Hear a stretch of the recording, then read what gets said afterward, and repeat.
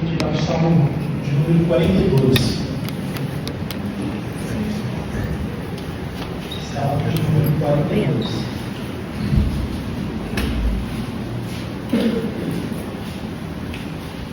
Esse salmo, ele é um dos meus prediletos, se não meu predileto, porque durante muito tempo esse salmo falou comigo diariamente.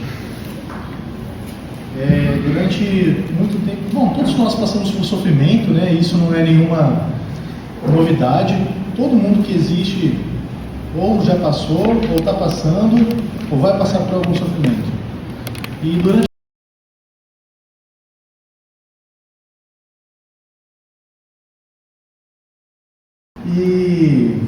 para quem não sabe, Demolidor é um super-herói que é cego. Quando ele era criança, ele salvou uma pessoa de ser atropelada e caiu um produto químico no olho dele, radioativo, alguma coisa assim, que cegou ele, só que potencializou todos os outros sentidos dele. E aí, na terceira temporada, tem um momento muito interessante em que ele está conversando com uma freira.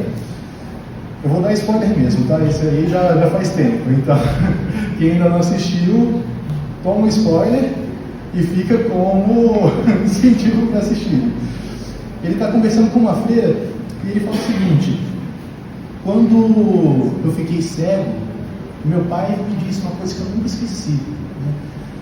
Como podia um Deus amoroso me cegar? Como que podia um Deus de amor permitir que eu ficasse cego? Mas o plano de Deus é como um trabalho de tapeçaria. E a tragédia do homem é que a gente só consegue ver pelo lado oposto, com aqueles fiapos todos desgrenhados e sem cor, sem beleza. Mas se a gente conseguisse ver como Deus vê, a gente veria pelo contrário e perceberia todo o padrão de Deus, a beleza que Ele é. Bom, a tragédia do homem é exatamente essa. A gente não consegue ver beleza no sofrimento. Como pode um Deus permitir coisas tão terríveis no mundo? Como pode Deus permitir a situação política no Brasil, onde vemos tanta corrupção, no executivo, no legislativo, no judiciário? Como pode um Deus bom e todo-poderoso permitir que uma criança morra de fome? A gente vai tratar um pouco sobre isso hoje. Salmo número 42. Assim como um cervo brama pelas correntes das águas, assim suspira a minha alma por ti, ó Deus. A minha alma tem sede de Deus, do Deus vivo.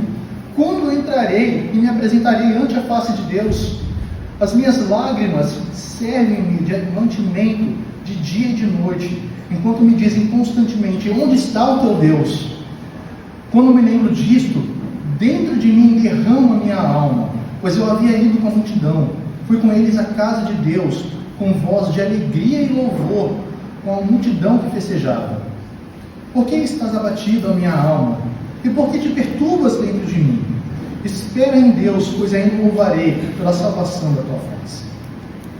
Ó meu Deus, dentro de mim a minha alma está abatida. Por isso lembro-me de ti desde a terra do Jordão, e desde os Hermonitas, desde o pequeno monte. Um abismo chama outro abismo, ao ruído das tuas cachoeiras. Todas as tuas ondas e as tuas vagas têm passado sobre mim. Contudo, o Senhor mandará a sua misericórdia de dia, e de noite a sua canção estará comigo, uma oração ao Deus da minha vida. Direi a Deus, minha rocha: por que te esqueceste de mim? Por que ando lamentando por causa da opressão do inimigo? Com ferida mortal em meus ossos me afrontam os meus adversários, quando todo dia me dizem: onde está o teu Deus? Por que estás abatido, a minha alma? E por que te perturbas dentro de mim? Espera em Deus, pois ainda louvarei, o qual é a salvação da minha face e o meu Deus. A tradição judaica, majoritariamente, atribui esse salmo a Davi, que provavelmente escreveu quando ele estava fugindo da ira de Saul. Só para recapitular um pouco a história, Saul tinha desobedecido a Deus. Saul era o rei de Israel, tinha desobedecido a Deus, como punição, Deus disse que a dinastia dele não seria mais rei sobre Israel e que ele seria deposto do trono. Samuel, o profeta e também o último juiz de Israel, vai lá e unge Davi como novo rei. E Saul, sabendo disso, em determinado momento busca matar Davi, e Davi é forçado a fugir para a região montanhosa do Hermon, do Jordão, e se esconder em cavernas e viver dessa forma. Esse é o contexto muito provável em que foi escrito este salmo. Então, Davi ele começa falando: assim como o cervo brama pelas águas, pelas correntes das águas, assim suspira minha alma por ti, ó Deus. Ele usa a figura do cervo porque no contexto em que ele estava vivendo, nas regiões ali da Cisjordânia, nas regiões montanhosas do Hermon, havia cervos, e uma característica comum do cervo é que ele está o tempo todo movendo de um lugar para o outro, procurando águas correntes. Às vezes, essas águas eles só encontravam no meio do deserto, dentro de um oásis. Às vezes, essas águas, dependendo da época do ano, vinha pelas regiões montanhosas, quando derretia o gelo. Então, o cervo ele não ficava em um lugar fixo, ele estava sempre procurando por águas. Davi começa falando: assim como o cervo brama pelas correntes das águas. A palavra bramar significa ofegar, literalmente ofegar. Você ficar suspirando de um jeito que parece que você vai morrer. Sabe quando você corre uma maratona? Quando você está ali na academia fazendo aquela esteira e fala assim: hoje eu vou além do meu limite. Hoje eu quero meter o pé na jaca. E aí começa a correr, coloca na última velocidade, até você não aguentar mais, você está ali já, sabe, não aguentando mais, preciso de oxigênio, preciso descansar. É essa a ideia de bramar. O cervo brama pelas correntes das águas dessa forma, correndo, perseguindo, sem parar, a ponto dele ficar tão ofegante que parece que ele vai cair de cansaço em algum momento.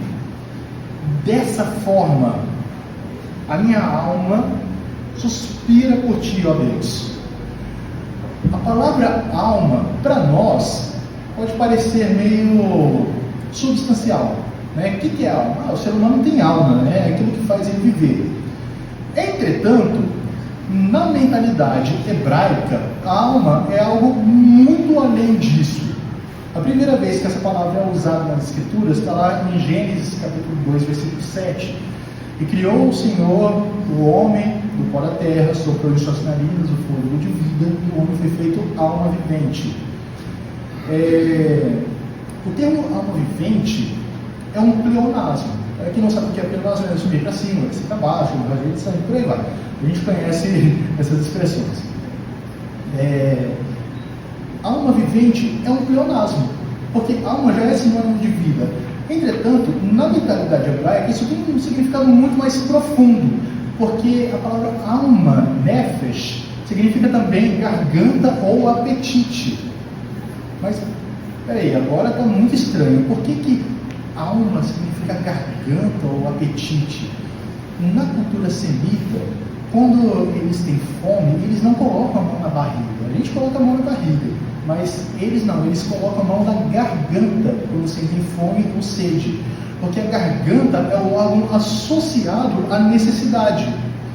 Então, é como se o texto estivesse falando assim: o homem foi feito uma constante necessidade. Mas necessidade do quê? Obviamente, necessidade de Deus. O problema do pecado é que o pecado cegou o homem de tal modo que a gente não percebe que nós somos uma constante necessidade de Deus. Da mesma forma que aquela coça, ela é uma constante necessidade de águas, o homem é uma constante necessidade de Deus. Ele é uma necessidade vivente. Quando fala o homem foi feito alma vivente, é a mesma coisa que o homem foi feito uma necessidade vivente.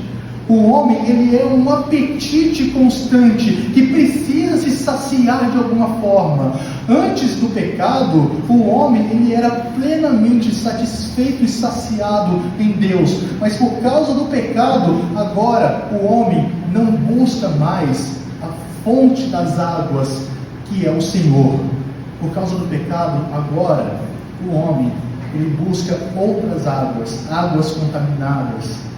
Ele continua sendo uma constante necessidade, mas a grande miséria é que não percebe que ele tem uma necessidade de Deus e que somente em Deus ele se satisfaz. Entretanto, no momento do sofrimento, parece que Deus ele usa isso para nos tomar pela mão e nos levar para uma situação em que nós percebemos que a nossa constante necessidade só é satisfeita no Senhor. Às vezes aquela corça, ela precisava ir para o meio do deserto para encontrar um oásis para se satisfazer. Muitas e muitas vezes Deus, ele vai mostrar que somente no meio de um deserto você vai encontrar as águas que te satisfazem. E é óbvio que eu uso a figura do deserto como algo de dor, algo de sofrimento, algo de provação. Às vezes, Deus vai te levar para o meio do deserto, porque é ali onde você vai encontrar esse oásis em que sua alma se satisfaz. Bom, o tema dessa pregação é não desperdice seu luto. Aqui nós temos a primeira lição. Davi fala: assim suspira a minha alma por ti, ó Deus. A minha alma tem sede de Deus. Novamente nós vemos aqui a alma sendo colocada como significado de necessidade, colocado como significado de busca por algo que sacia ela. A minha alma tem sede de Deus. A tragédia do pecado, muitas e muitas vezes, faz a gente sentir que a gente tem sede de alguma coisa. Só que nem sempre a gente percebe que a nossa sede é de Deus. Muitas e muitas vezes nós percebemos que nós temos necessidade de alguma coisa, mas a gente não sabe que essa necessidade só é satisfeita no Senhor. É que nem, por exemplo, quando uma mulher está grávida. Eu já lidei com isso 3 vezes. O Rafa já lidou 5. E a mulher fala assim: eu estou precisando comer alguma coisa, mas não sei o que é.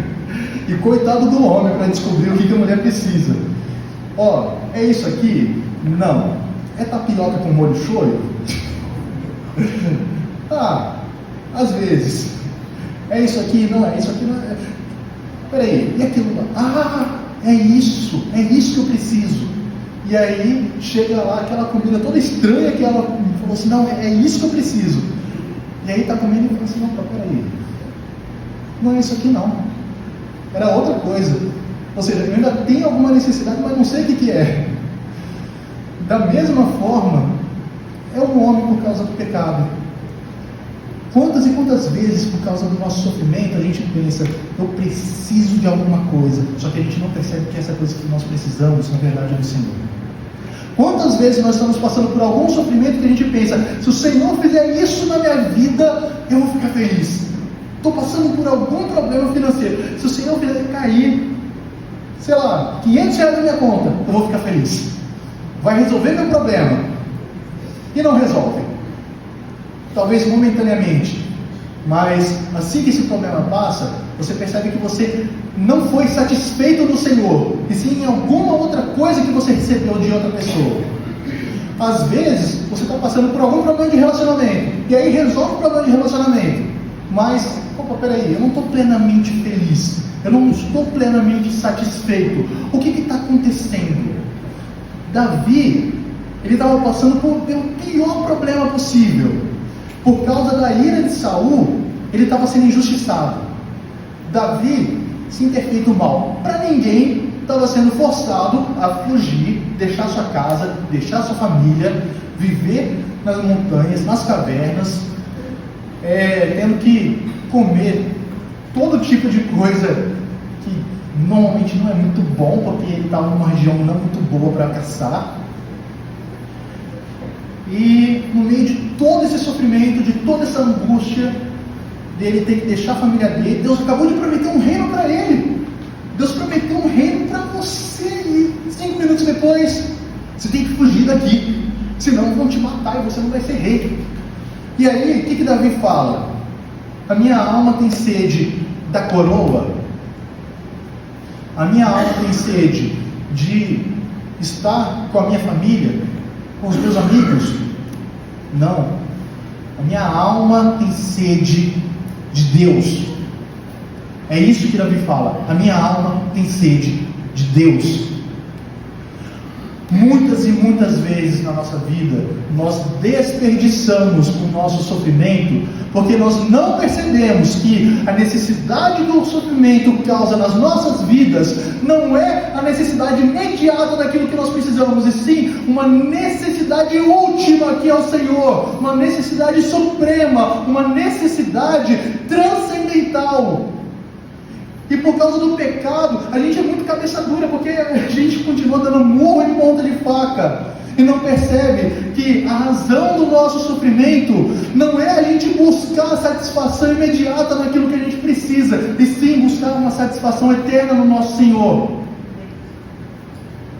E é por isso que ele fala: a minha alma tem sede do Deus vivo. Quando entrarei e me apresentarei ante a face de Deus? Aqui Davi ele começa a se lamentar. Aqui ele começa a derramar o coração dele. Quando entrarei e me apresentarei ante a face de Deus? A maior preocupação de Davi não era ele receber a coroa. A maior preocupação de Davi não era ele voltar para sua família, para sua casa, para o seu trabalho, para os seus amigos, para o seu conforto. A maior preocupação de Davi era ele se apresentar perante a face de Deus. Então, quando nós estivermos no sofrimento, o que a gente tem que pensar não é o que eu posso fazer para sair disso o mais rápido possível. Não, o que a gente tem que fazer é como que eu posso me apresentar perante a face de Deus no meio de tudo isso que está acontecendo. De que forma eu vou me apresentar ao Senhor? De que forma Deus vai me encontrar? Imagina quantas e quantas vezes nós estamos passando por algum sofrimento profundo e nós não usamos esse sofrimento para louvar a Deus corretamente. Nós não usamos esse sofrimento para nos derramar perante o Senhor. Davi fez isso. A preocupação de Davi era se apresentar perante a face de Deus. No versículo 3, ele começa a expor o lamento dele perante o Senhor. As minhas lágrimas servem de mantimento de dia e de noite, enquanto me dizem constantemente: onde está o teu Deus? Aqui nós somos apresentados a um problema que é milenar.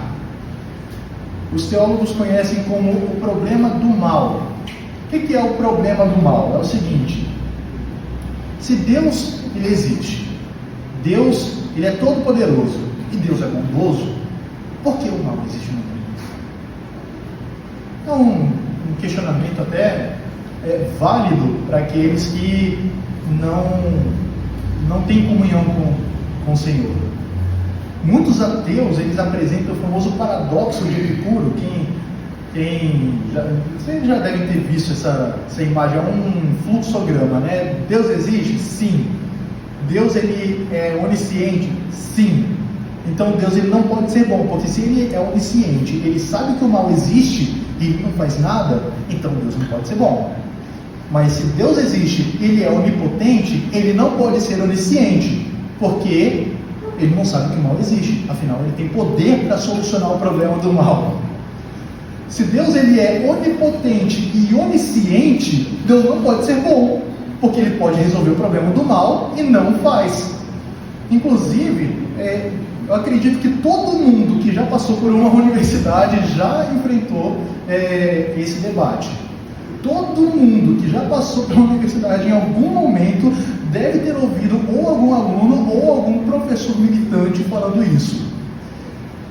E eu não estou falando só coisas seculares, não. Eu fiz teologia, eu tive que enfrentar esse debate dentro do contexto de teologia também. Afinal, se Deus ele é todo poderoso e onisciente, e bom, porque existe a maldade no mundo.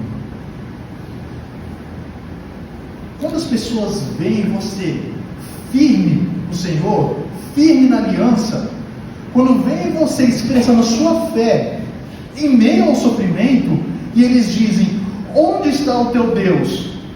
Ali eles estão te apresentando o problema do mal. Afinal, de fato, onde está o teu Deus no meio do seu sofrimento? Por que Ele não coloca um fim no seu sofrimento? No contexto hebraico, isso é ainda mais amplo, porque quando um povo fazia guerra contra outro povo, e um vencia o outro, quer dizer que o Deus de um é mais forte que o Deus do outro. Tanto que quando os judeus foram levados cativos para a Babilônia, e ficaram assim durante 70 anos, a maior afronta que eles ouviam era exatamente essa: os deuses babilônios são mais fortes do que o Deus dos judeus.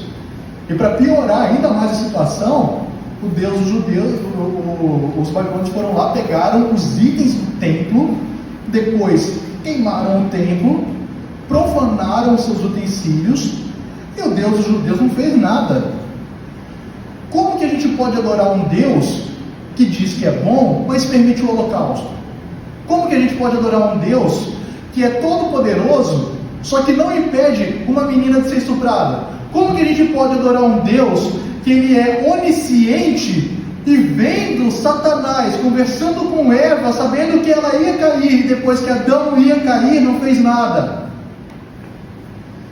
Muitas vezes é isso que vai aparecer perante a sua vida, no meio do seu sofrimento.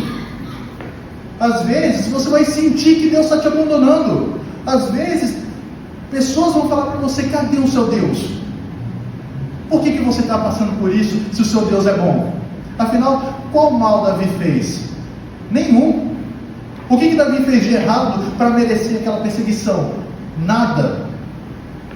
Entretanto, todo sofrimento que o justo passa aponta para uma realidade transcendente, que é Jesus Cristo, o verdadeiro justo que nunca pecou, e esse recebeu todo o sofrimento que ele não merecia, mas eu e você merecíamos. Todo o sofrimento aponta para Jesus. E o que é mais impressionante conhecendo as Escrituras é saber que quando alguém pergunta o seguinte: se Deus é bom, por que coisas ruins acontecem com pessoas boas? A única vez que isso aconteceu foi com o Filho de Deus. A única vez. Todo o sofrimento que nós passamos é merecido. Então a verdadeira pergunta não é se Deus existe, por que nós sofremos?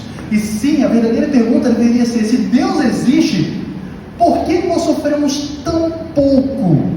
Porque, dado que Deus existe e Ele é bom, o que nós devemos fazer é ficar com medo, porque nós sabemos que nós não somos bons. Ou seja, todo o sofrimento que nós passamos é pouco. Isso pode parecer muito pesado para alguns, mas entendam, eu e você, nós não merecemos nenhum conforto. Eu e você não merecemos nada de bom. Nós não merecemos o pão que comemos, nós não merecemos o ar que respiramos, nós não merecemos um gole d'água. Então qualquer sofrimento que a gente passe é pouco perto daquilo que a gente realmente merece. A verdadeira pergunta não é se Deus existe, por que coisas ruins acontecem? A verdadeira pergunta é: se Deus existe e Ele é santo, por que eu ainda não fui consumido pela ira dele? Se Deus existe e Ele é bom, por que Ele ainda não me julgou, sabendo eu que eu sou merecedor de toda a ira?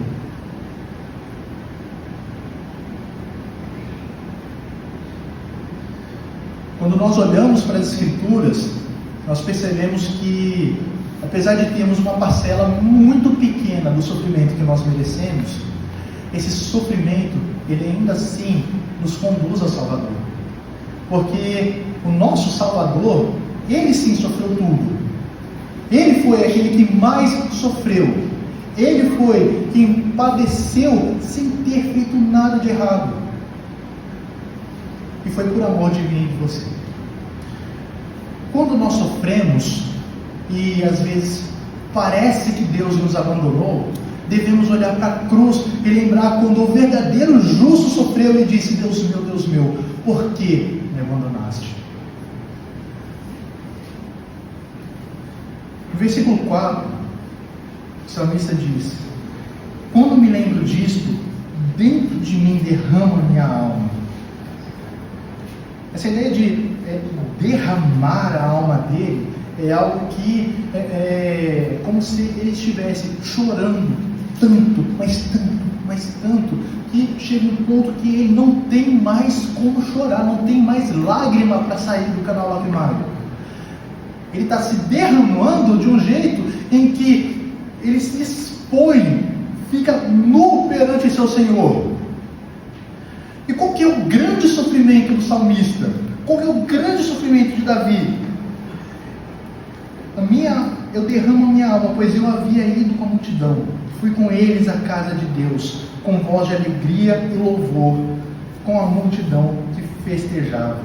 Essa palavra festejar traz a ideia de dançar em roda, algo que era muito comum na celebração da Sukkot, que é a festa dos tabernáculos, uma das festas que eram celebradas em Jerusalém, que as pessoas tinham que peregrinar a Jerusalém para celebrarem essa festa em Jerusalém.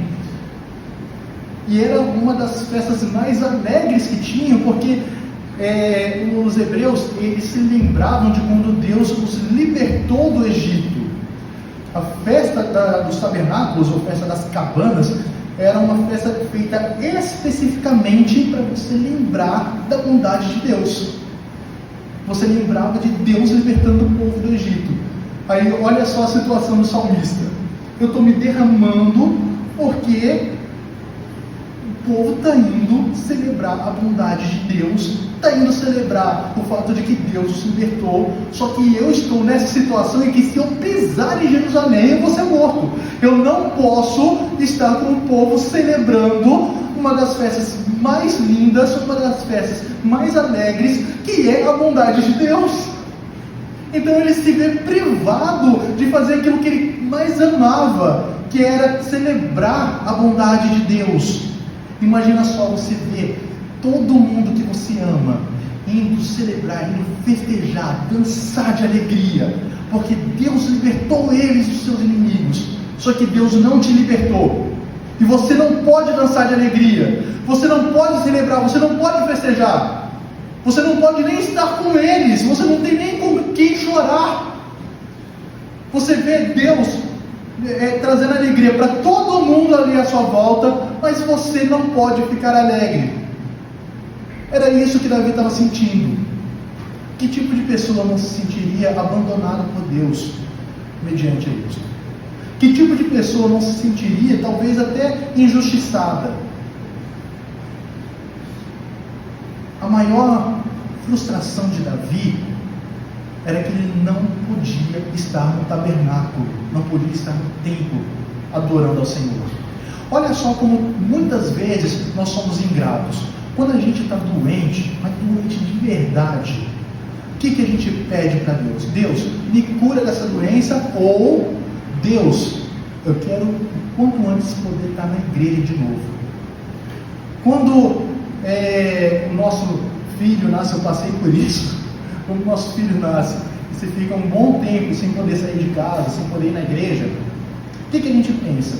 Meu Deus, como eu quero que esse moleque cresça logo, para eu poder voltar à minha rotina normal? Ou será que a gente pensa, meu Deus, como eu estou ansioso para voltar a participar dos cultos? Quando qualquer desgraça nos acontece, a nossa maior preocupação é a gente superar a desventura, ou a nossa maior preocupação é: eu quero quanto antes poder estar na casa do Senhor, apesar disso que está acontecendo. Olha como muitas vezes nós somos ingratos, como muitas vezes nós desperdiçamos o nosso sofrimento. A gente desperdiça o nosso sofrimento porque a gente acha que a solução para o nosso sofrimento é resolver um problema imediato, e não que a solução do nosso sofrimento é a gente poder sofrer na casa de Deus. Davi entendia que você não desperdiçar o seu sofrimento é você querer sofrer na casa de Deus, e não você pôr um fim ao sofrimento. E quantas vezes a gente vê exatamente isso acontecendo com a nossa vida? Quantas vezes nós pensamos, meu Deus, eu preciso de um milagre financeiro na minha vida? Ou será que a gente pensa, se Deus quer que eu passe por problemas, se Deus quer que eu passe por pobreza, eu quero ser pobre, mas eu quero ser pobre estando na casa do Senhor. Se a gente está doente, a gente não pensa em, eu quero estar doente, mas bem o suficiente para ir para a igreja. Não, a gente pensa, eu quero estar curado logo. A gente não pensa, quando recebemos uma oferta, nossa, eu quero poder ofertar ao Senhor. A gente pensa, eu quero gastar com isso, com aquilo outro. Quando a gente tem a oportunidade de fazer caridade com o nosso próximo, muitas vezes a gente pensa primeiro nos nossos próprios interesses banais, e não em, nossa, eu queria que Deus me desse uma condição financeira melhor para eu poder fazer caridade, para eu poder ajudar esse irmão que está precisando. Então a gente desperdiça o nosso sofrimento, não porque a gente quer a solução dele, mas porque a gente não quer sofrer na casa do Senhor, porque a gente não quer sofrer junto com os nossos irmãos. E eu vou muito além. Você, meu irmão, você desperdiça o seu sofrimento também quando você não sofre por aquele que está necessitando. Você desperdiça o sofrimento quando você vê o seu irmão sofrendo e você não se compadece, de modo que você sofre junto com ele. O que Tiago diz em sua carta? Chorai com os que choram, se alegrai com os que se alegram. Quando foi a última vez que você chorou com alguém que estava chorando? Quando foi a última vez que você abraçou alguém que estava precisando de um abraço? Você desperdiça o sofrimento não somente quando você está sofrendo, mas quando você se recusa a sofrer por alguém que está sofrendo, quando você se recusa a se compadecer, quando você se recusa a fazer caridade. Deus quer que você sofra com os que sofrem. Deus quer que você chore com aqueles que estão chorando. Você desperdiça o sofrimento quando você não chora. Você desperdiça o seu sofrimento quando você não se ajoelha perante o Senhor e fala: Senhor, quebrando meu coração, porque eu quero chorar por aquele irmão. Essa era a preocupação de Davi. Ele queria estar na casa de Deus. Versículo 5.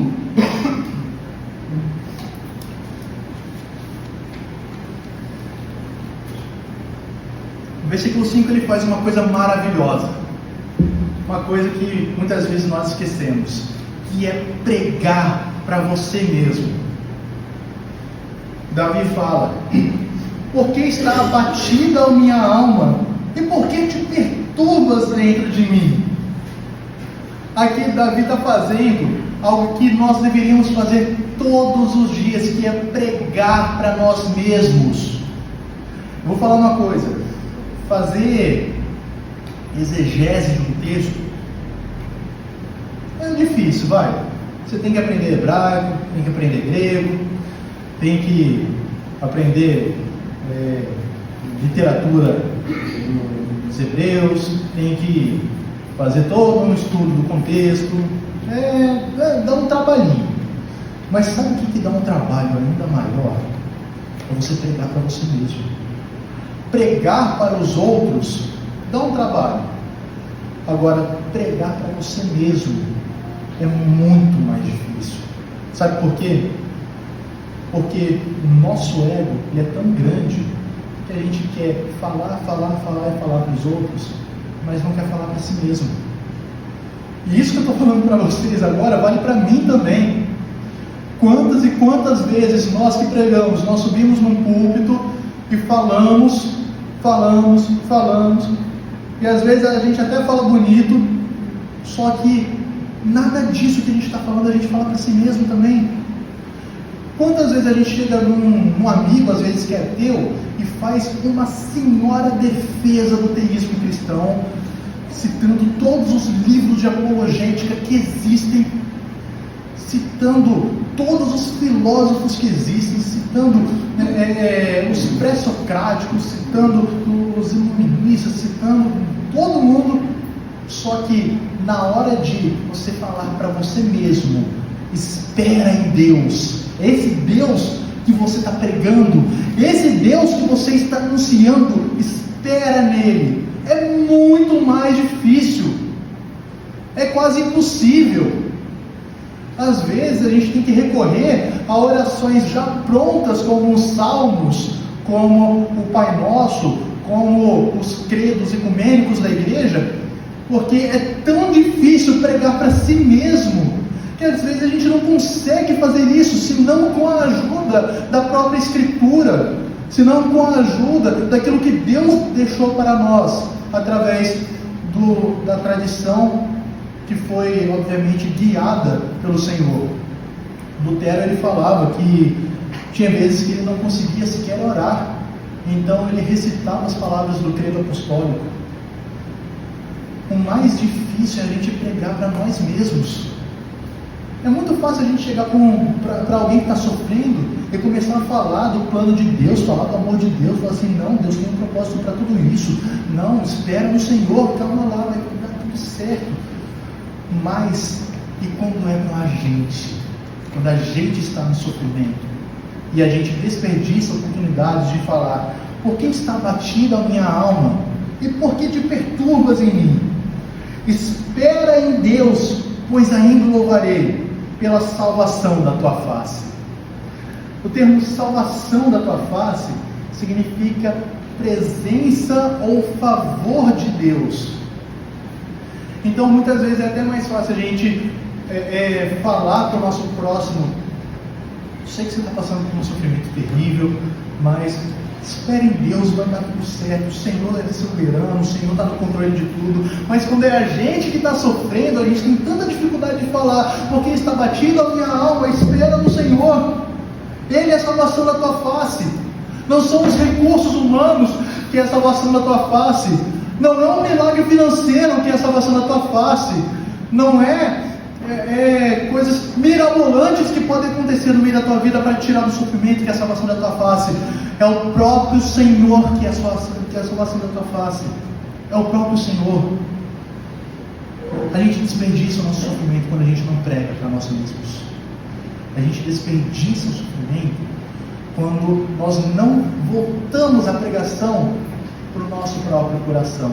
A nossa pregação, ela é vazia quando a gente simplesmente fala bonito aqui, só que aquilo que nós estamos falando não desce para o nosso próprio coração. Eu não lembro quem foi o professor que me falou, mas uma coisa que eu nunca esqueci é que a verdadeira teologia, ela começa no cérebro, só que ela tem que descer para o coração.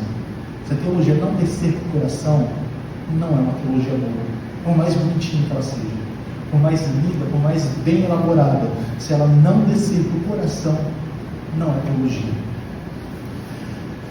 Eu lembro que no ano passado, eu preguei no Dia das Mães, e eu mencionei, dei uma certa ênfase sobre a soberania de Deus. E menos de uma semana depois, meu pai sofreu um acidente terrível, quase perdeu a vida, quase perdeu a mão. Até hoje ele não recuperou a mão 100%, mas pela graça de Deus teve uma boa recuperação. Mas eu lembro que naquele momento eu senti como se Deus estivesse falando assim para mim: legal, você falou sobre providência de Deus, você falou sobre a soberania de Deus, muito bonito, vamos botar isso em prática? Aí aperta, porque quando Deus fala assim, legal, você tem uma teologia boa, você ensina bem, agora vamos colocar isso em prática? Aí é a hora que assusta.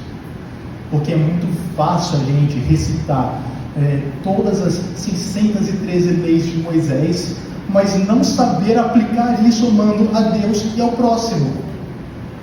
Deus te ordena que você ame a Ele sobre todas as coisas e o próximo como a ti mesmo. Nem isso você consegue fazer. É muito assustador quando Deus vira para você e fala assim: legal, você é um calvinista que entende todos os 5 pontos da Tânia. Você decorou todo o livro de Romanos em grego. Vamos colocar em prática isso agora. Você entendeu toda a mecânica da salvação. Agora, vamos orar por aquela pessoa que odeia o Senhor Jesus? Vamos orar para que aquela pessoa, sei lá, talvez aquele esquerdista militante que odeia os preceitos cristãos, vamos orar por ele? Aquele seu chefe ímpio, que você tem tanto problema com ele, vamos orar para que ele se converta? Ou então, aquele seu familiar que pode estar envolvido com drogas, vamos calejar o joelho de orar por ele? Aí fica difícil, porque é muito mais fácil falar do que fazer. Sabe como Tiago, o irmão do Senhor, era conhecido? Como joelho de camelo. O Zé de Cesareia menciona isso no livro dele. Ele era conhecido como joelho de camelo, de tanto que ele passava ajoelhado orando. Ele passava tanto tempo ajoelhado orando ao Senhor que os joelhos dele calejaram como se fossem de um camelo. Sabe como foi o martírio dele? Exigiram que ele pregasse contra Jesus na Páscoa, para que ele subisse no pináculo do templo, e na Páscoa que ele dissesse que Jesus não era o Messias, o Salvador. Ele subiu e fez o exato oposto disso. Então empurraram ele do templo, e quando ele caiu, ele não morreu. Em vez disso, ele se colocou de joelhos e começou a orar por aqueles que o empurraram do pináculo do templo. Ele morreu quando o pessoal desceu e meteu paulada nele até ele parar de respirar, enquanto ele orava por aqueles que o matavam. Olha só, alguém que realmente conheceu o sofrimento, que ficou com os joelhos calejados de orar pelos seus inimigos, e que morreu orando pelos seus inimigos. Ou o que nós podemos falar de São Policarpo de Esmina, discípulo do apóstolo João, que quando os soldados romanos foram capturá-lo para levarem ele ao martírio, ele preparou uma refeição para esses soldados e pediu que dessem a ele 1 ou 2 horas para que ele orasse antes que o levassem. E diz a história que os soldados romanos ouviram ele orando no quarto ao lado: Senhor, me ajuda a amar esses homens que vieram me matar. Enquanto eles comiam uma refeição que o próprio bispo de Esmina fez para aqueles que vieram matá-lo. E que a gente pode falar também de Santo Inácio da Antioquia, discípulo de Pedro, que foi preso pelo testemunho do Senhor. Então ele escreveu cartas às igrejas que o apoiaram durante o seu ministério, e na carta que ele escreveu aos romanos, ele disse: não me privem do martírio, não me privem da maior bênção, o maior privilégio que alguém pode ter, que é padecer pelo nome de Cristo. Eu sou o trigo de Deus, deixem-me ser moído nos dentes das feras, para que eu me transforme no puro pão de Cristo. Policarpo, Inácio, os mártires que enfrentaram tanta injustiça pelo nome de Cristo, eles não desperdiçaram o sofrimento deles. Sabe o que eles fizeram?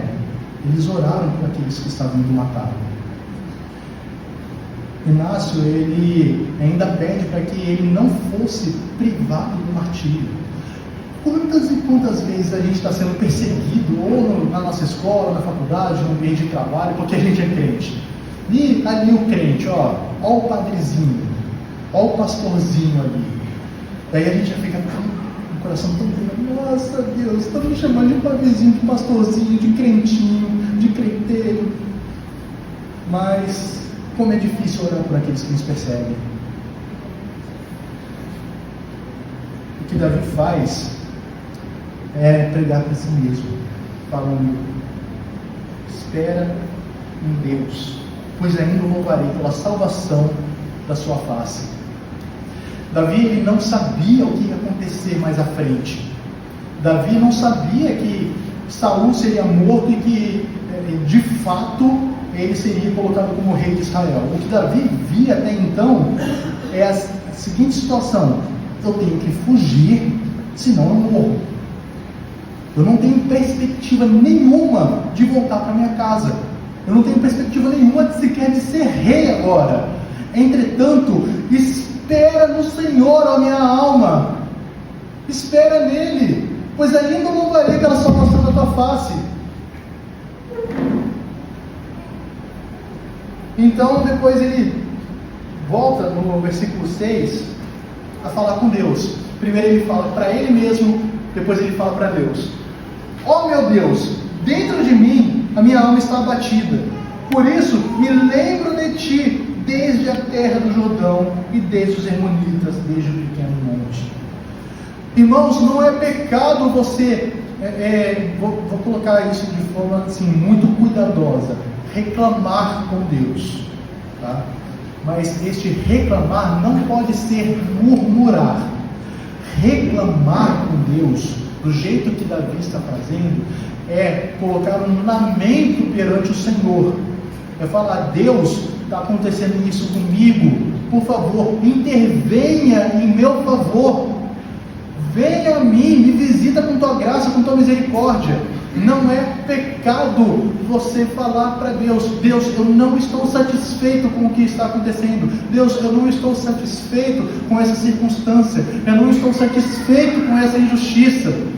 O problema é que nós desperdiçamos o sofrimento quando nós achamos que expor o nosso lamento ao Senhor é de alguma forma pecaminoso, quando na verdade não é.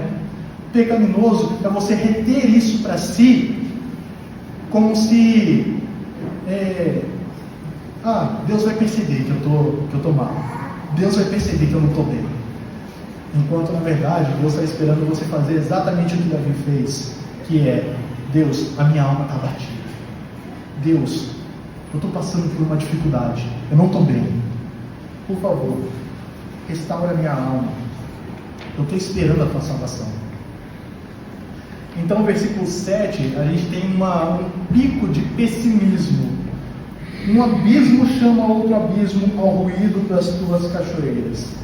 Todas as tuas ondas e as tuas vagas têm passado sobre mim. É um tanto quanto melodramático, né? O significado disso é o seguinte: um abismo chama outro abismo. É como se Davi estivesse falando assim: não existe nada tão ruim que não possa piorar. É exatamente isso. Não existe nada tão ruim que não possa piorar. E aí ele fala: todas as tuas vagas têm passado sobre mim. Essas vagas é tipo aquela queda de água, quando você vê uma cachoeira. Normalmente a gente está acostumado a ver cachoeiras bonitinhas, lindinhas ali no final de uma trilha. O que Davi estava pensando não era isso. Davi estava pensando numa cachoeira que ela faz a água cair violentamente, de modo que se você estiver embaixo dela, onde cai essa água, você é arrastado para as profundezas e o peso da queda da água esmaga os teus ossos. É nisso que Davi está pensando. Então, a mente dele não existe nada tão ruim que não possa piorar. E é exatamente isso que está acontecendo comigo. Só que ele não para nisso. Se ele tivesse parado por aqui, ele estaria murmurando. Só que ele volta, no versículo 8 diz: contudo, o Senhor mandará a sua misericórdia de dia, e de noite a sua canção estará comigo. Uma oração a Deus é minha vida. É muito comum quando a gente está passando por alguma dificuldade bem severa, e a gente faz que nem Davi, falando assim: não tem nada tão ruim que não possa piorar. Eu estou passando por algum problema financeiro e, nossa, do nada surge alguém doente na minha família e tem que comprar um remédio que não tem no postinho. Você tem que comprar o remédio custa R$500. Aí você vai lá e tira não sei da onde R$500 e a pessoa não está melhorando, está só piorando. E aí tem que levar a pessoa no hospital. Vou perder um dia inteiro de trabalho, que é de um dinheiro que eu estou precisando. Aí vou no hospital, chega lá, essa pessoa está com câncer.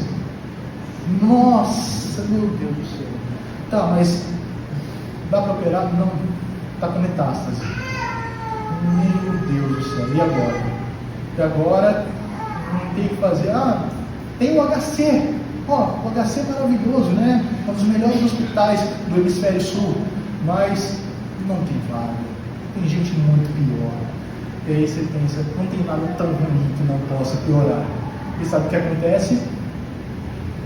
Essa pessoa começa a louvar o Senhor e te ensina que ela não está desperdiçando o seu sofrimento.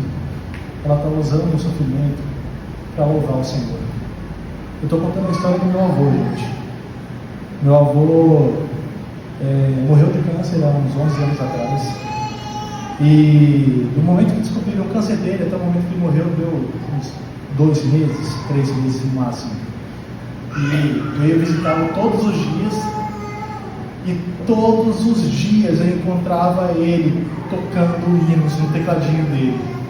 Todos os dias ele estava tocando hinos no tecladinho dele. Às vezes eu perguntava para minha avó, há quanto tempo ele está fazendo isso? Era o dia todo. E sabe, o mais difícil é que a gente passa por um problema que às vezes não é nem tão grave assim. E a gente murmura por muito menos. Por muito menos a gente reclama de forma pecaminosa com Deus, porque a gente só expõe o nosso problema sem falar: contudo o Senhor mandará a sua misericórdia de dia, e de noite a sua canção estará comigo. Ou seja, de dia todo mundo vai ver a misericórdia de Deus. De dia todo mundo vai ver como Deus é gracioso. De dia todo mundo vai ver como o Senhor é bom. Depois a gente vê todo esse problema do mal. De dia todo mundo vai ver como o Senhor é bom. E de noite, quando ninguém está vendo, o que eu vou fazer? Uma canção estará comigo, uma oração ao Deus da minha vida. Quando nós passamos por um sofrimento e nós não temos esse anseio de orar ao Senhor, louvando a Ele pela misericórdia dEle, a gente está desperdiçando o sofrimento. E quando nós passamos por um sofrimento e Deus nos dá libertação do sofrimento, quando a gente passa por um sofrimento e Deus nos livra, faz um milagre. Ele estava com câncer, do nada fez os exames, Deus fez um milagre, Deus tirou com a mão. Só que aí a gente se esquece de orar a Deus, louvando a Ele por isso. A gente desperdiçou nosso sofrimento. Direi a Deus, minha rocha. Percebe que Davi agora ele coloca Deus não somente como seu libertador, não somente como sua salvação, mas como sua rocha, seu rochedo. Ou seja, uma fundação firme, inabalável. Direi a Deus, a minha rocha: por que te esqueceste de mim? Por que eu ando lamentando por causa da opressão do meu inimigo? Percebe agora, Davi ele volta o discurso para Deus e ele faz 2 perguntas cruciais. Primeiro, por que se esqueceste de mim? Pode parecer tanto quanto não sei, contraditório, talvez errado, talvez meio espantoso a gente ouvir alguém orando para Deus falando assim: Deus, por que o Senhor se esqueceu de mim? Mas aqui parece muito mais que Davi ele está usando uma linguagem retórica. Ele está fazendo uma pergunta retórica, ou seja, ele sabe que Deus não se esqueceu dele. Ele sabe que Deus continua com ele. Tanto que ele acabou de chamar Deus de minha rocha. Como é que eu falo para Deus: tu és a minha rocha, e no segundo seguinte eu falo: por que o Senhor se esqueceu de mim? Então parece aqui que Davi ele está usando uma linguagem retórica para dar ênfase no que ele vai falar em seguida. Porque ele anda lamentando por causa da opressão do inimigo. Davi sabia muito bem por que ele se lamentava. Só que a pergunta dele: por que eu estou me lamentando por causa da opressão do inimigo? É como se ele estivesse falando o seguinte: Mas eu tenho certeza que Deus é misericordioso, eu tenho certeza que Deus Ele vai me dar livramento, tenho certeza que Deus Ele é bondoso, então por que eu estou perdendo a esperança? Por que eu estou me derramando dessa forma, como se não tivesse salvação, como se não tivesse esperança para nada? Está errado isso aqui. Afinal, poxa, eu acabei de chamar Deus de minha rocha. Eu não posso chamá-lo de minha rocha enquanto eu não tenho firmeza dele. Eu só posso chamar de minha rocha aquilo no qual eu tenho firmeza. Então, se Davi chama Deus de minha rocha, é certo que quando ele fala, por que eu ando me lamentando por causa da opressão do inimigo? Ele está se lembrando do seguinte: agora eu estou sofrendo, agora eu estou na tribulação, mas Deus continua inabalável. E se é certo que Deus é misericordioso, se é certo que Deus é bondoso, e se é certo que seu caráter é imutável, então enquanto eu estou sofrendo, eu vou olhar diretamente para esse Deus, sabendo que seu caráter é imutável, sabendo que Ele é misericordioso e que Ele não vai deixar de ser misericordioso. Deus não vai deixar de ser bondoso. Apesar do seu sofrimento, Deus continua sendo bom. Tem até uma música que diz: Ele continua sendo bom, Ele continua sendo Deus. Sabe a história dessa música? Ela foi escrita quando o rapaz de uma igreja estava com câncer. Estou falando muito de câncer hoje, né? Ele estava com câncer terminal. A igreja toda se mobilizou, fez vaquinha, vendeu pizza para pagar o tratamento dele e orou por ele. Ele acabou morrendo. E a mulher que compôs essa música, ela colocou na letra: um dia a gente aprende a dar um passo só de cada vez, mas sem duvidar que Ele continua sendo bom, Ele continua sendo Deus. Então chega o dia de viver o que se aprendeu. Como é difícil viver o que a gente aprende, né? E enxergar até o que não se pode ver. Chega o dia de entender até ouvir um não de Deus. Às vezes Deus vai te falar um não. Às vezes você vai pedir cura para Deus. Às vezes você vai pedir um serviço melhor. Às vezes você vai pedir pela conversão de alguém. Às vezes você vai pedir para Deus te livrar de uma perseguição. E você vai ouvir um não de Deus. Mas sem duvidar que Ele continua sendo bom e Ele continua sendo Deus. É exatamente o que Davi está falando aqui. Por que te esqueceste de mim? Porque lamento por causa da opressão do inimigo. Afinal, se Deus Ele é minha rocha, Ele continua sendo bom, Ele continua sendo Deus. O versículo 10, ele prepara o encerramento. Ele diz: com ferida mortal, meus ossos me afrontam os meus adversários, quando todo dia me dizem: onde está o teu Deus? Ou seja, quando Davi está sofrendo, o tempo todo dizem para ele: cadê o teu Deus, hein? Teu Deus se esqueceu de você. Teu Deus não te ama. O teu Deus te deixou ser perseguido. O teu Deus te prometeu um reino e te entregou uma caverna para você morar. Ele te prometeu um palácio e te entregou uma caverna. Te prometeu banquetes e te entregou uma pedra. Onde está o teu Deus agora? Só que no final, Davi ele termina de uma forma maravilhosa, repetindo as palavras do versículo 5. Por que está abatido a minha alma? E por que te perturbas dentro de mim? Espera em Deus. Os teus inimigos estão te falando: onde está o teu Deus? Quando te fizerem essa pergunta, o que você tem que falar não é: não, mas veja bem, Deus vai fazer um milagre. Às vezes Deus não vai fazer. Não, mas olha só, eu tenho, às vezes a gente confunde fé com fideísmo, né? Não, mas eu fiz campanha de acordar de madrugada para orar para Deus, eu fui orar no monte, eu eu estou indo na igreja todo dia esperando uma resposta do Senhor. Às vezes Deus não vai te dar a resposta que você quer. Às vezes Deus não vai te conceder aquilo que você está pedindo.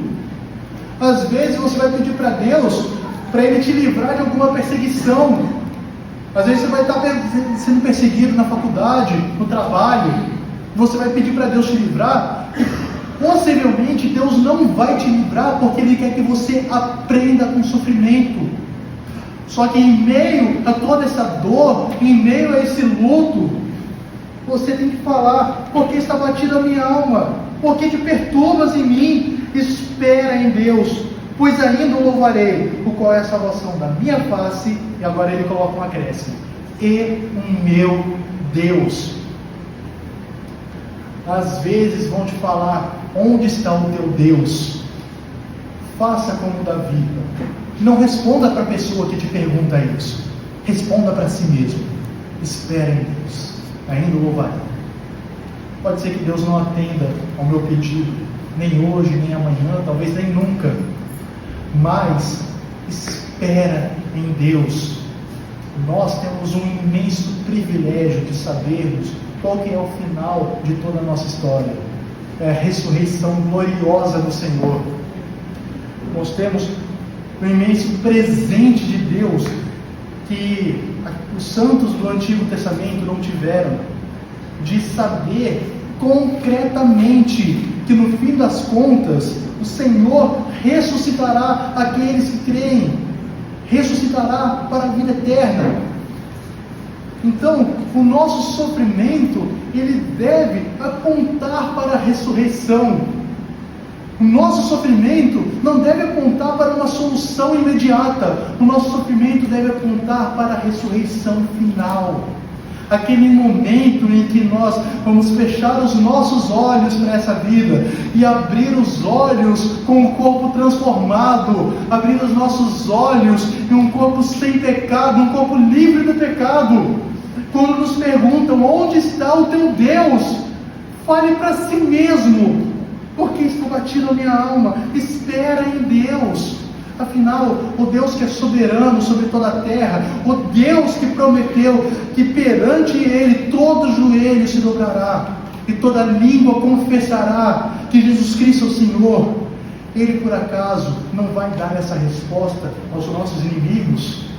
Ele por acaso não vai dar essa resposta àqueles que nos perseguem, àqueles que nos veem no sofrimento e continuam perguntando: onde está o teu Deus? Ele não vai se mostrar glorioso, ressurreto, em toda a sua glória.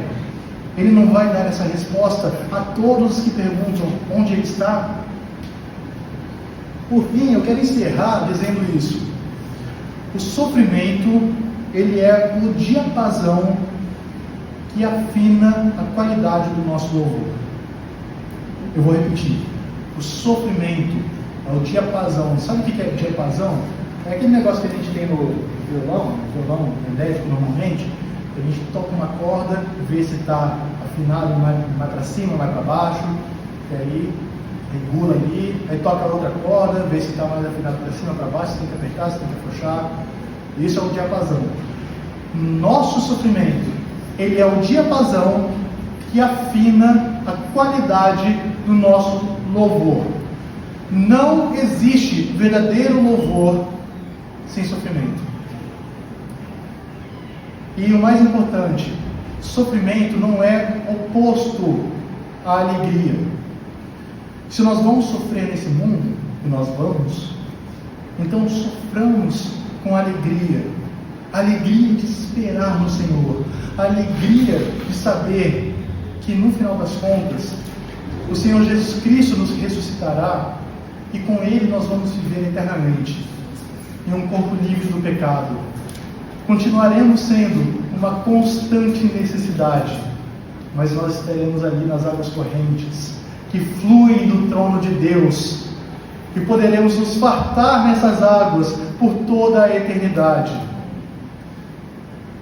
Esperemos em Deus, pois todo sofrimento é por enquanto. Senhor, todos aqui, Pai, ou já sofreram, ou estão sofrendo, ou vão sofrer. Mas eu te peço, meu Deus, que o Senhor fortaleça a fé de todos aqui que estão sofrendo, Pai. Aqueles que vão entrar em sofrimento profundo, que o Senhor possa fortalecer a fé deles. Que nós possamos sofrer alegres por podermos estar na Tua casa, Pai. Que nós possamos sofrer alegres em saber que nós estamos esperando no Senhor, esperando a ressurreição, esperando o momento que nos encontraremos com o Senhor. Meu Pai, não nos deixe, Senhor, desperdiçar o nosso sofrimento, pois o Teu Santo Filho não desperdiçou dele. Assim nós oramos em nome santo do Senhor Jesus Cristo. Amém.